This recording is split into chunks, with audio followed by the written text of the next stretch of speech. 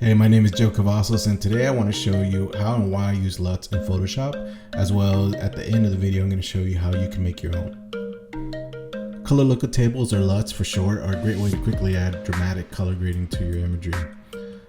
While LUTs are most commonly used like in video software like Premiere and After Effects, you can use them in Photoshop and they're quite powerful. Alright, so let's get started on using these presets. So the first thing you're going to want to do is go down here to your layer, in your layer panel on this icon here. You're going to add a new adjustment layer and you're going to bring up color lookup. Now nothing happens here because we need to select the different preset that we want to use. That's going to bring up this dialog box in properties, and you're going to go here where it says 3D LUT file, and you're going to click on that. Oops, that's how you load it, but you're going to click on this and then scroll down. And you can see Photoshop already comes with some preloaded, and these are great. These are a great start, and I use a bunch of these all the time. So this one, for example, this one kind of looks like it's blowing out the image up there, but it probably doesn't work as great. Some of these work differently depending on the image that you're using. So there's some great ones here. These are some that I made. I'll show you, talk more about those here in a little bit. With any of these, you could use the fill or opacity just to bring the tones down. So that's how you use them. Here's a quick look at a pack that I put together. This pack is available for sale, and I'll link that in the description below. All right, so this example file here, it actually comes with the pack, so you could quickly see how these layer effects work in different imagery. We're gonna go through it and I'll show you a few of these so you could check out. First, I have a couple images here, and these are pretty raw. The compositions are done. There's some adjustments that were made to kind of color match some of the images, but overall, these are pretty raw images, kind of close to the original images that were used in the composition. So I'm gonna go here and add this warm emerald, maybe pull it back a little bit. All these kind of have different looks. That one adds a nice contrast there. This one's a little bit more dramatic, and with any of these you could pull them back. You can even stack them if you like. I have a couple here that I use to kind of make night scenes. So this one, this night shadows. So this example here is me stacking some of these and using them differently. So let's pretend there's like this glowing orb here and it's casting a color there.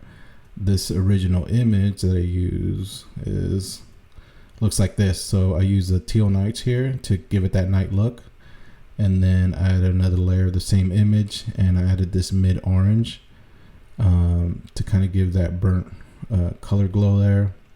And then I took a second one and stacked it on top, and I'm using burn glow just to add that glow right there in the middle of the circle, and I'm using that with a mask. So that's another way to use these. You could stack these color effects and kind of create a different look, different looks for your imagery. This pack is for sale, and you could check it out in the link in the description.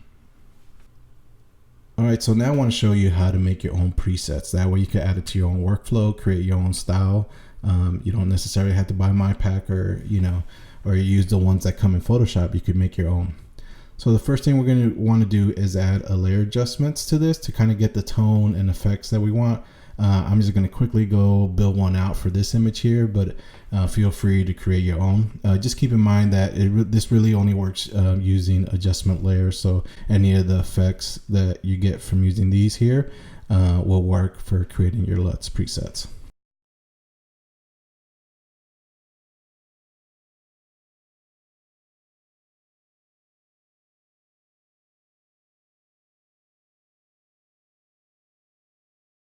Add these to a group. I'm just going to call this effects. Now we can see that on and off. Make sure you save a copy of this because we're going to have to flatten the composition, and I don't want you to lose your work. So I'm going to go here, save this as how to do. All right, since I have this in a group, I'm going to want to merge the group first. So I'm going to select this group layer, go here to my options and go to merge group. Then I'm going to go to layer, new, background from layer, and that locks and makes this into a background image. All right, so now we're ready to export our LUTs. So we're going to go to File, Export,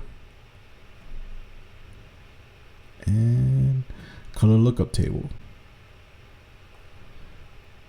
So here you can add your own description, add your name. You know, this grid points, I haven't messed with it that much, but I've stuck with high or 64 here. It does affect your file size. And in some cases it does affect pixelation depending on the image that you're using the LUTs on.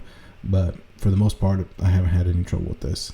So I'm saving as a cube format, hit OK. And I'm gonna call this new LUT, yeah. Hit save. And that's it. So now I'm going to load that preset. So I'm going to go down here to my adjustment layers and select color lookup again. But instead of dragging down and looking for it, I'm just going to hit load again, and this is going to bring up my dialog window. Go to LUTs here, and here it is, new LUT. Hit open, and now we have it here. So now it's a LUT filter. Like, we don't need all those different layer adjustments. Like, this has created that filter now. I'm actually going to do is drag it over here so you can see the difference. This is all the layers that we added, and this is the LUTs. So you can see the exact same thing, but now just a quicker way of having it handy for you to make those adjustments on the fly. So I hope that helps. I would love to see if this is something that's useful to you. Have you used LUTs before? Would you consider using LUTs more in Photoshop? If you have any questions, again, feel free to leave me a comment below. I would love to reply to any questions you may have. Thanks for watching. Have a good day.